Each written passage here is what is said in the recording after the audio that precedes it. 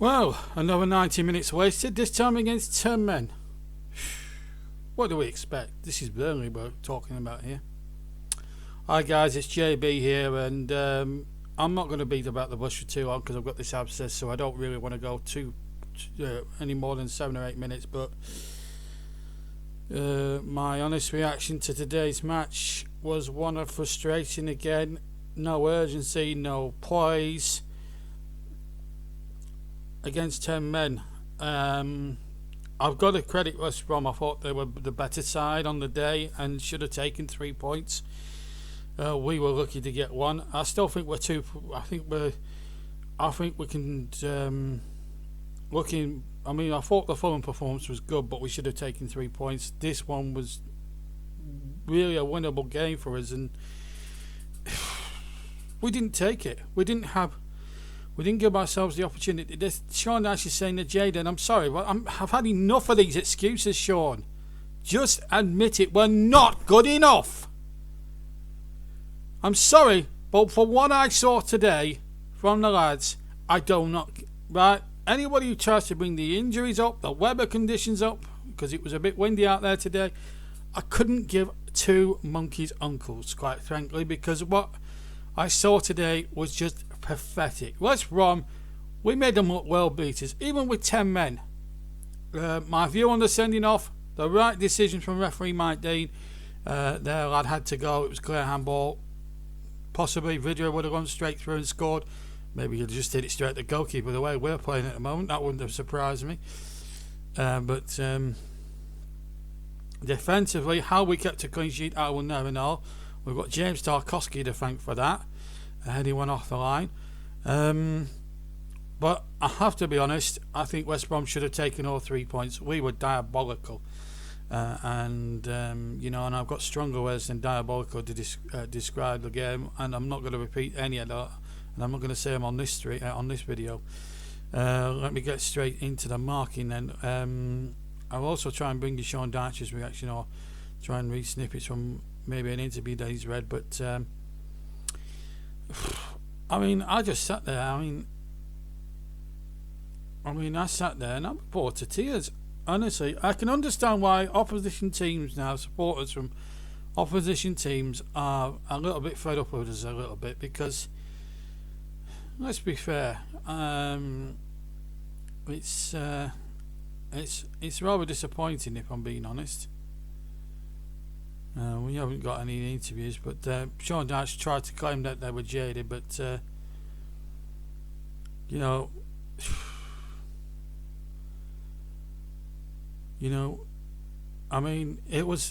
first half, I thought I've seen some very dull games, and the one at Brighton was a poor game where we drew 0-0. Having said that, that's away from home. The only good thing that happened was the only flash point that happened in the first half was the red card. There's no doubt about that. At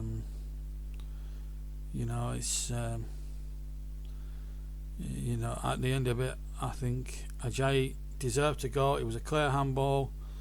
And it was a straightforward red card. That's his 111th red card he's brandished in his career, but it was the correct one. As the game went on, he didn't have his best game, but then again, you can't really start having a go at Mike Dean. You can't start blaming him for everything that goes wrong, because the 11 that went out today, yes, with no Chris Wood, yes, with no Ashley Barnes, yes, with no Johan Gudmundsson or no Robbie Brady, but the 11 out there had a real chance today to grasp the opportunity and to make themselves a bit of a hero, and just give ourselves a bit more of a gap and put the pressure on Fulham as they take on Sheffield United a little later on. To be fair, Pereira should have won. I think it was it Pereira, or was it?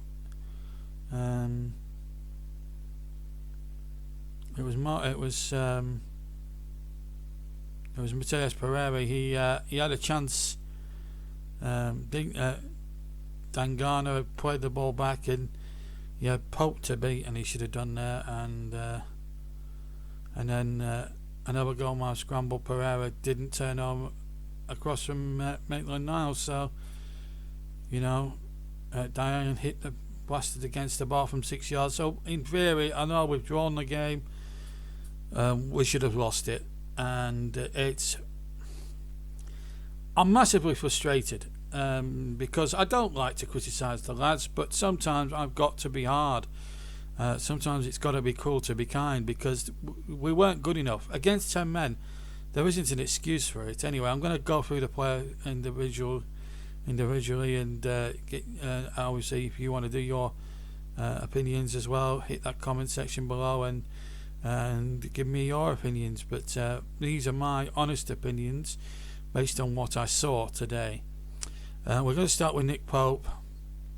5. I thought he was a little bit at sea in the second half. Got very lucky. First half he had a quietish game, made a good save, but second half a little bit got away with it a little bit, but wasn't the worst player on the pitch. Matt Lawton, isolated, and that's purely simply due to the fact that we haven't got a natural winger on the right. We had to put Josh Brownhill in there, and as a result, Lawton was isolated. He couldn't get forward enough, and he was isolated in his own half. So, that was a bit of a disappointment. But he gets a 4, Matt Lawton. Again, defensively wasn't there today. Charlie Taylor, I thought had a good game. He got forward quite a bit. I'm going to give him 7. I thought he was one of the better players on the day. Tried to get down that left-hand side. I think we're better balanced down the left within him inside, and I think he's still a boost for us despite the result today. I think having him back in the team can only be a good thing. So he did okay. So he gets a 7, and he gets man of the match, incidentally, because that's the highest mark I'm going to give any Burnley player today. Ben Mee, 3. Shocking today. Not what I would have expected from Ben Mee today. He was found wanting. In some respects, he comes streaking forward, and there were some occasions I think there was an opportunity for when West Brom had a chance, which they should have taken when I think it might have been when they hit the bar, when Tarkowski's left 2-on-1, and where's Ben Mee in all of this? I thought he was appalling by his own high standards, and that's not like Ben Mee this season, because when he's been in the side this season he's done really well. So I'm afraid it's a 3, and that's probably his lowest mark of the season when I've been judging him. Tarkowski, 6. Best defender out there for Burnley today by central defender by an absolute street. He did really well. And all credit to him. If it wasn't for his goal line clearance, that could have cost us one more than the 2 that we did drop. So, he saved us a point in the end. But we shouldn't be needing to rely on people like Tarkowski every week to get us out of trouble, and that's the frustration. Josh Brownhill, 4. I might be a little bit generous, only because he's playing out of position, so he's not in a familiar position on the right hand side, which is not his game. He plays more centrally, and he didn't do okay, but he did okay, but not spectacularly well. He had a half chance in the second half, which he couldn't keep down. But there you go. I thought Jack Cork, 2. Not good enough. Not today anyway. Very loose in the passing. Very lethargic. Didn't look as if he wanted to be there today. Like one or two of the other Burnley lads that I'm going to touch upon. It just wasn't there for me. So he gets a 2. Westwood, I'm afraid, gets the same. They were harried in midfield by 10 men. What sort of game is that? I mean, we were just unbelievably poor, and it's just, I'm sorry, but Cork and Westwood are just not good enough at the moment. They're not playing well. I can understand, Sean Dyche can use this excuse they're fatigued and everything else. Absolute rubbish. If you're playing a game Saturday, you should be proud to be playing a game compared to what they have to do training-wise, because let's face it, you should be up for those games, regardless whether you played on Wednesday or not. That is just not good enough. I'm sorry, but it isn't. Dwight McNeil, 3, looked lethargic. Looked absolutely lethargic today. And that's back to the bad old ways. For a couple of games in the last few weeks, I actually thought we were going to see the proper Dwight McNeil come out. Sadly, it was a lot of rubbish today. Not good enough again. He's got a lot of promise, McNeil. He needs to use that potential better. And that really frustrates me, because I know there's a player in him. And it's just not... and I'm afraid he's not showing it in the last 2 or 3 games. It's sad to see.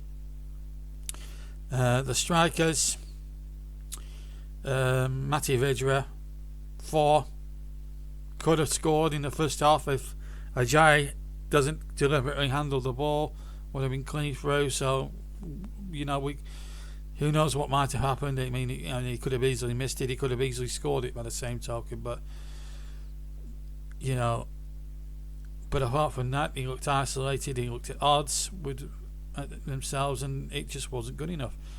Rodriguez, 2.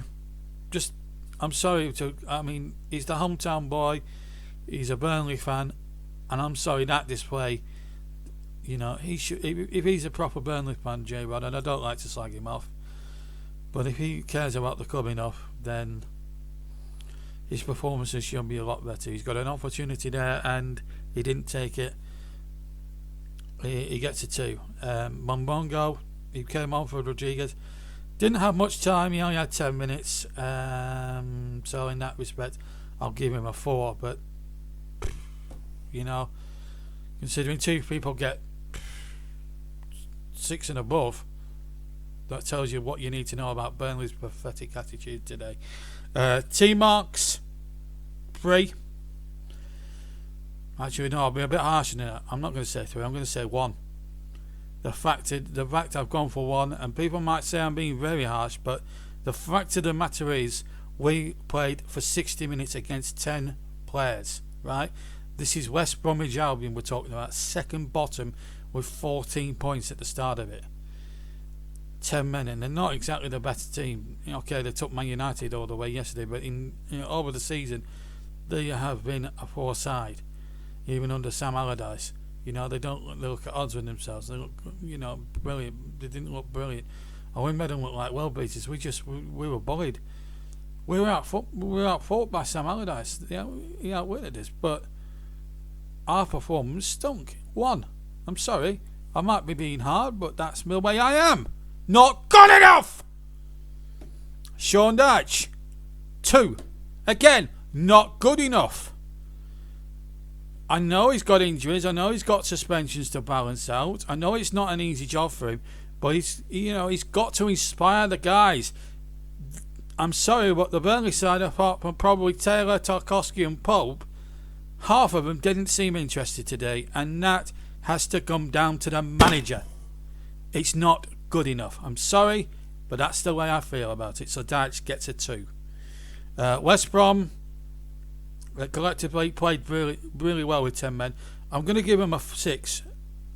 6 or if I'll be generous, I'll give them 7, because they wanted it more than us on the day, and if they'd have took 2 of their chances, they'd have won easily. And there wouldn't have been any arguments from me, because when you look at the chances they had, especially in the second half, they created far more. I think we had 62% to their 38%. And I have to say, even with 10 men, they had more. They did more with 38% possession than we did with 62%. And that's saying a lot. As for man of the match, their man of the match, I thought Sangalka had a good. I thought Galka had a good game. I don't know who they're giving man of the match to, by the way, but it'd probably be a bit of West Brom. No, they're giving it Nick Pope actually.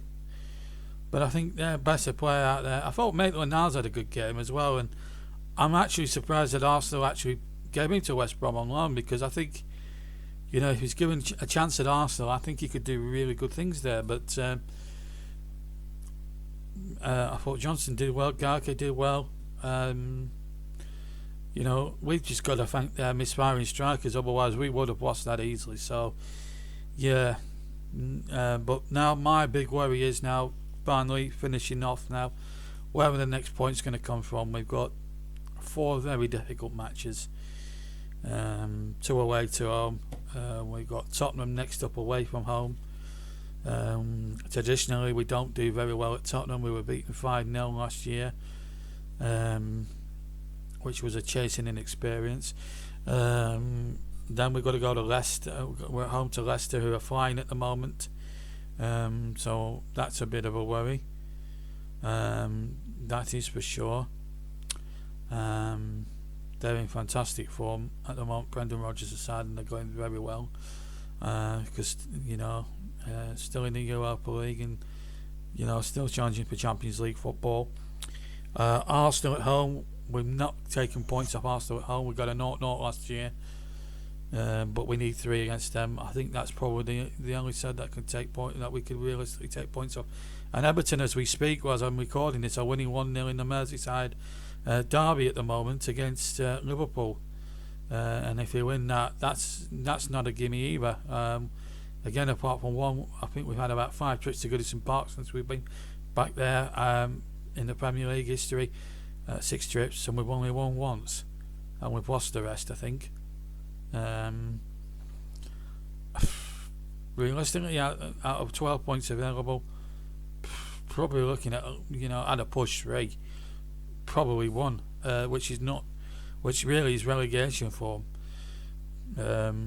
We have to hope that Sheffield United do us a favour later on against Fulham, and we have to hope that Fulham still don't win games.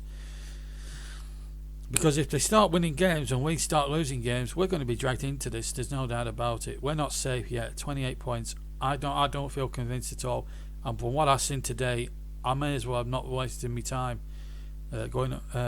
watching it, because it just, I could. I mean, I'd have rather watched. To be quite honest with you, I would have.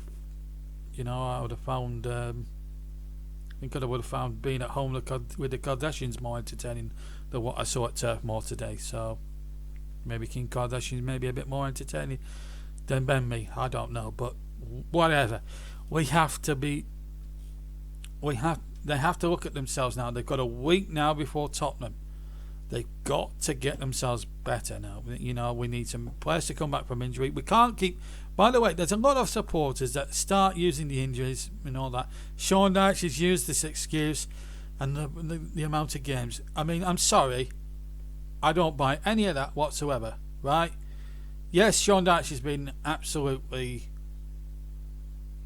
had the rug pulled under him there when we lost a few players and we didn't replace them. That's down to garlic. I understand that, right? I get that. But there's going to come a time now where we've got to change the attitude of the club. The attitude at the moment stinks, and I hope Alan Pace, if we by some miracle stay up, and I just hope Alan Pace gives Sean Dyche a real war chest, something like 50 to 60 million quid to get 3 or 4 decent players in to complement the squad we've got now. When they're fit, when we've got players fit, yeah, we're a good side. But sometimes on certain days we just don't know how to turn it on, and we're not good enough. The squad's not good enough. The substitutes bench was a complete and utter shambles. Mbongo did nothing. I mean, it's just, if that's all we've got to throw on, then there's something desperately wrong with the attitude of the previous board. I have to be honest with you. The previous board have put us in this position, but Sean Dyche hasn't helped himself really. But I think tactically he needs another plan, because plan A, it's always plan A all the time, regardless whether we win or lose. It's always plan A. If we're getting B or getting whooped, there's never a plan B or a plan C or whatever. He needs to have more than one plan. Right, 4-4-2, humping it long, isn't going to work every week, right? People are going to suss it out. They've worked us out this season. And that's where we're on 28 points. If we hadn't have had the wretched start to the season, we might have had 35, 36 points, and we might have been saying, okay, that's fine, we'll put this one down to experience. Because it was a game that we had to win, and we didn't win it. I'm sorry, but you cannot. I've got. We can't. those players can't make excuses and quarrel about it, because from what I saw on the day today, it was not good enough.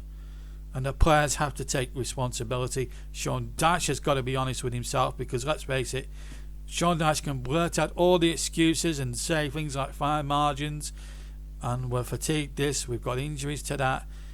But you've got to work with what you've got. You reap what you sow, and we haven't got the players.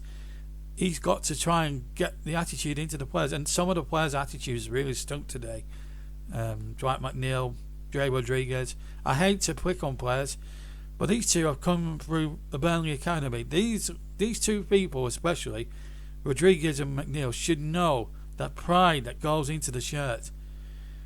Rodriguez especially, because he was brought up a Burnley lad, and he should be wanting to do a lot better. I saw nothing from him today. And it kills, honestly, and I'm not picking nits when I say these, when I pick certain people out. But this is just not good enough. And I'm sorry, I like J Rod, I've got a lot of time for him. This season he's not been there. It's not been good enough, and he should know this himself. And it's getting repetitively frustrating. I'm doing Burnley match, I'm doing live Burnley games, I'm doing these at the end of certain matches, and it's the same old stuff I'm blurting out every single week. And even I'm now starting to get sick and tired of saying it all now. And as far as I'm concerned, there's nothing that needs to be said. Only that West Brom deserved to win on the day. They should have done. Didn't take their chances. We got away with it. That's the way I see it. And sum it up. 90 minutes nasted against 10 men. There's not a lot more you can say about it anyway.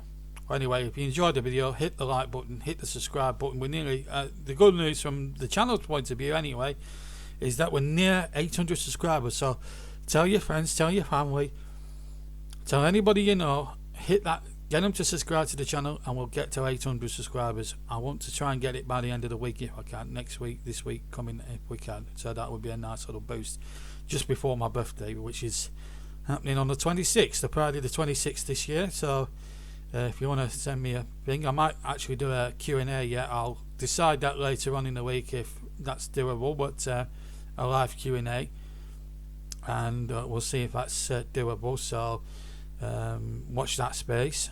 I might be in demand for the family on that day, so I don't know yet, but regardless of which, be sure to leave a like, hit the notification bell, hit that subscribe button. Let's see if we can get 800 subscribers before Friday. That would be amazing. So that'd be a nice little birthday present for me. Anyway, thank you for watching, and I'll see you soon. Bye bye.